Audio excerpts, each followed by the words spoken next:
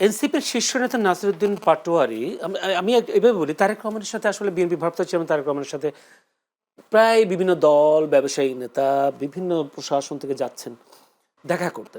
বিশেষ করে বেগম খালেদা জিয়ার পরলোক গমনের পরে বেশিরভাগই শোক সমবেদনা জানাতে যাচ্ছেন, শোক বই স্বাক্ষর করতে যাচ্ছেন, সেই সাথে বিএনপি ভারপ্রাপ্ত চেয়ারম্যান দিকে সাথে দেখাও করছেন।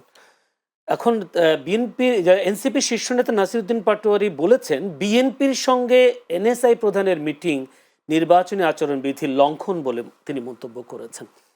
প্রশ্নটা হলো, এইরকম একটা গোয়েন্দা প্রধান একজন রাজনৈতিক দলের সাথে নেতার সাথে দেখা করতে পারে কিনা, আর দেখা করাটা কতটা নির্বাচনী আচরণবিধি লঙ্ঘন হয়েছে বলে আপনি মনে করেন? ধন্যবাদ আপনাকে। দেশে একটা নর্মাল অবস্থা বিদ্যমান নেই। হুম। নর্মাল অবস্থাতে বিদ্যমান থাকে গত ৭০ বছরের বেশি, ৪৭ থেকে এই পর্যন্ত কোনো স্টোরিতে দেখবেন না যে প্রধান উপদেষ্টা, প্রধানমন্ত্রী, মুখ্যমন্ত্রী এই টাইপের কোনো ব্যক্তির সাথে প্রধান বিচারপতি কখনো সাক্ষাৎ করেছেন তার বাসভবনে গিয়ে। নাম্বার 2 হচ্ছে তারেক রহমানের নিরাপত্তাজনিত কতগুলো বিষয় এখন তো বিদ্যমান, যেটা গভর্নমেন্ট কনসার্ন। আমাদের ভাইয়েরাও যেটা বলেন যে আধিপত্যবাদী শক্তির বিরুদ্ধে যদি তারেক রহমানের অবস্থান হয়, বিএনপির অবস্থান হয়, বিএনপি আধিপত্যবাদের সাথে আপোষ করলে 2014 সালে সুজাতা সিং এসে এরশাদকে ধরে জেলে পাঠিয়ে দিত না।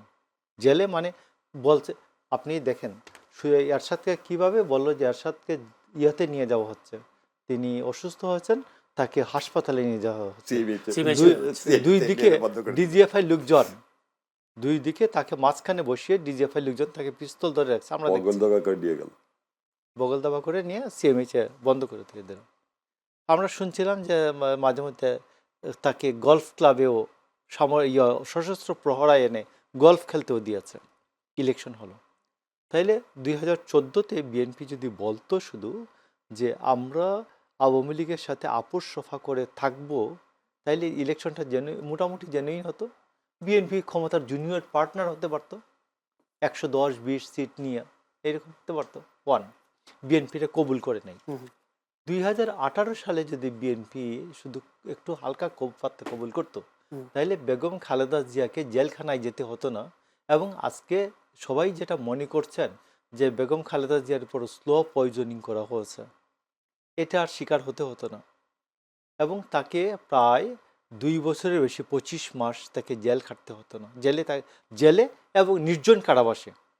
আপনি বাইরের কাছে আলাপ করেন যে ইয়াতে সিআরপিসির সেকশন কত 54 যে নির্জন কারাবাস, সলিডারি কনফাইনমেন্ট। তো সলিডারি কনফাইনমেন্টে একসাথে কাউকে 15 দিনের বেশি সলিডারি কনফাইনমেন্ট দেওয়া যায় না। এমনকি সিআরপিসির এই সেকশনটা পরে সংশোধন করা হয়েছে, মাসের শেষ এবং মাসের শুরু এটা একত্রে। আগে জেলারা করতো যে ঠিক আছে মাসের শেষ 15 দিন দিলাম, মাসের প্রথম 15 দিন দিলাম, তাহলে 1 মাস সলিডারি কনফাইনমেন্টে থাকবে। এইটাকেও তারা রদ করছেন। তো খালেদা জিয়াকে, দেশনেত্রী খালেদা জিয়াকে প্রায় 25 মাস সলিডারি কনফাইনমেন্টে রাখা হয়েছে, যা সম্পূর্ণ আমার দেশীয় আইন এবং আন্তর্জাতিক আইনের বিরুদ্ধে।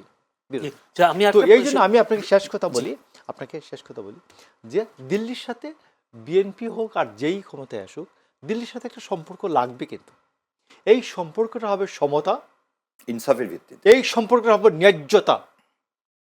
এর এক চুল নিচেও না, এক চুল উপরেও না। আমার স্বার্থ হচ্ছে সবার আগে। আমার স্বার্থের কথা বললে যদি দিল্লির বিপক্ষে যায়, সেটা দিল্লির বিপক্ষে যাবে। বাট আমি দিল্লির বিপক্ষে না। আমার স্বার্থ হচ্ছে, আমার বাংলাদেশের মানুষের স্বার্থ হচ্ছে সবার উপরে। এর জন্য দিল্লির পক্ষে গেল না বিপক্ষে গেল, এটা আমি কনসার্ন। শাহরিয়ার, একটি প্রশ্ন বারবার একটা জনমনে একটা প্রশ্ন বারবার উঠছে যে জামায়াত আমির যেটা বার্ষিক আয়ের একটা হিসাব তিনি দিয়েছেন হলফনামে, তার মাসিক আয় হচ্ছে 30,000 টাকা। আর তিনি তার একটা সিলেট একটা ডুপ্লেক্স বাড়ি আছে, তার মূল্য নির্ধারণ করা হয়েছে 24 লাখ টাকা। আপনি এই তথ্যটা কতটা বিশ্বাসযোগ্য বলে মনে করেন? আবার যদি একটা প্রশ্নের সাথে যুক্ত করে দিই, রাজধানীতে ৩০,০০০ টাকা দিয়ে একজন বা ফ্যামিলি নিয়ে বসবাস করা কতটা সম্ভব? আচ্ছা, ধন্যবাদ আপনাকে এই প্রশ্নটা করার জন্য। আমি চাচ্ছিলাম যে কেউ এই প্রশ্নটা করুক, প্রশ্নের উত্তরটা দিই। প্রথম জিনিস বলে দিই, আমিরে জামাত, জামাতে ইসলাম হচ্ছে এমন একটা সংগঠন যে আমিরে জামাতকে রাজনীতি করার জন্য দল তাকে বেতন দিবে, নাম্বার 1। নাম্বার 2, মানে দলের পক্ষ থেকে বেতন দেয়? বেতন দিবে। মানে দ্বিতীয় কথা হলো, উনি কিন্তু ফ্যামিলি নিয়ে এখানে থাকেন না। এটাও বোধহয় সবার জানা উচিত। ওনার ফ্যামিলি থাকে সিলেটে, ওনার ফ্যামিলি থাকে সিলেটে। এবং আর একটা জিনিস বলে দিই, গরমের মধ্যে আমার খুব গরম লাগতেছে, আমি খালি বারবার তাকাচ্ছি এসির দিকে। উনি এসি বন্ধ করে বসে আছে। আপনি যেভাবে বসে আছে, আমি রেজামাত ওখানে বসে আছে, আমি এখানে বসে, আমি বারবার ওদিকে তাকাচ্ছি। আমার কি গরম লাগতেছে? তখন শোনেন, একটা মানুষ 30,000 টাকা বললেন না, উনি সারাদিন জানেন, আমি জানি না, আপনাদের বলে উনি একবেলা ভাত খান, উনি একবেলা ভাত খান। ওনার চলাফেরা যদি আপনি একদিন ওনার সাথে মানে চলেন, ওনার ইনকামের মানে ওনার খরচের কথা লিখেছেন নাকি পুরো ফ্যামিলির? না এখানে কথাটা হচ্ছে, আপনি জানেন কিনা, ওনার মেয়েরা ডাক্তার, ওনার ওয়াইফ ডাক্তার, উনি ডাক্তার। এই কথাটা হঠাৎ করে আসলো, শোনেন, ইস্যু বানানোর জন্য। এটা আপনারা সবাই জানেন এই প্রশ্নটা কে করছে। এই প্রশ্নটা করছে হচ্ছে একজন সাংবাদিক সাহেব, এবং ওনাকে এই প্রশ্নটা কি জন্য করানো হয়েছে দেখেন, সেটা আমি বলে দিচ্ছি। বিএনপি এবং জামাতের মধ্যে একটা বিভেদ তৈরি করার জন্য। কারণ জামাতের আমির নিয়ে যখন 30,000 টাকার কথা উঠছে, তখন জামাতের যারা আছেন তারাও পা ফেলবেন, তারাও বলবেন যে তারেক জিয়া কোথায় থেকে টাকা ইনকাম করে। এই যে বিভাজনের রাজনীতির জন্য কিন্তু এই পারভেজ সাহেবকে ইন্ডিয়া ইউজ করছে। এখানে এটা কথা না। আপনি একটা জিনিস বলেন, একজন ডাক্তার, উনি একটা পার্টি করেন এবং জামাতে ভাই ভালো জানেন, ক্যাডার ভিত্তিক দল, খালি জামাত ইসলাম না, কমিউনিস্ট পার্টিও, তারা কিভাবে চলবে, তাদের খাওয়া দাওয়া কীরকম হবে, এইটা পার্টি হচ্ছে তাদেরকে দেয়। দ্বিতীয় যে জিনিস, জামাত ইসলামের পার্টিতে তারা বেতনভোগী, এই জন্য এটা কিন্তু ফুল টাইম, ওটা কিন্তু পার্ট টাইম না। আমি যেমন ব্যারিস্টার, আমার একটা প্রফেশন, আর আমিরে জামাতের প্রফেশনই হচ্ছে সে কি রোকন এবং ফুল টাইম একজন পলিটিশিয়ান, রাজনীতিবিদ। এবং তার জন্য 30,000 টাকা যদি বলে থাকে, আমার ব্যক্তিগত, আমি তার সাথে চলে যতটুকু দেখছি, তার 30,000 টাকা খরচ হওয়ার কোনো জায়গা নেই। আচ্ছা, দ্বিতীয় কথা হচ্ছে, মেয়েরা, এই যে তাহের ভাইয়ের কথা, তাহের ভাইয়ের তো নিজের ইনকাম নাই, তার ওয়াইফের ইনকাম, তার ওয়াইফও ডাক্তার। তা আমার ফ্যামিলিতে যদি আমি ঘোষণা দিচ্ছি আমার 30,000 টাকা কামাই। এবং এই আরও একটা জিনিস বলি, ওনার মেয়েদের বিয়ে হয়ে গেছে, ছেলেও ডাক্তার, উনি আর ওনার ওয়াইফ। এবার আরও একটা জিনিস শোনেন, ওনার ওয়াইফ 2001 সালে এমপি ছিল, এবং উনিও হচ্ছে জামাতে ইসলামের মহিলা উইংসের পদধারী। তাহলে দুইজন মানুষ, দুইজনায় জামাতে ইসলামের ফুল টাইম কর্মকর্তা, তাদের টাকাটা খরচ হবে কোথায় থেকে? এখন দ্বিতীয় একটা জিনিস বলি, এইখানে এই ইন্টেনশনটা সবসময় বড়, যে এই কথাটা বলে একটা মানুষের অ্যাসানিসমেন্ট করতে চাচ্ছেন না, এখানে বিএনপি এর জামাতের মধ্যে আপনি ডিস্টেন্স তৈরি করতে চাচ্ছেন। সো আমি আপনার মাধ্যমে সমস্ত জামাত যারা ডিস্টেন্স তৈরি করতে চাচ্ছি না, আপনাকে কথা বলিনি, আমি বললাম জামাতে ইসলামের কারো এই ফাঁদে পা দেওয়া হবে না।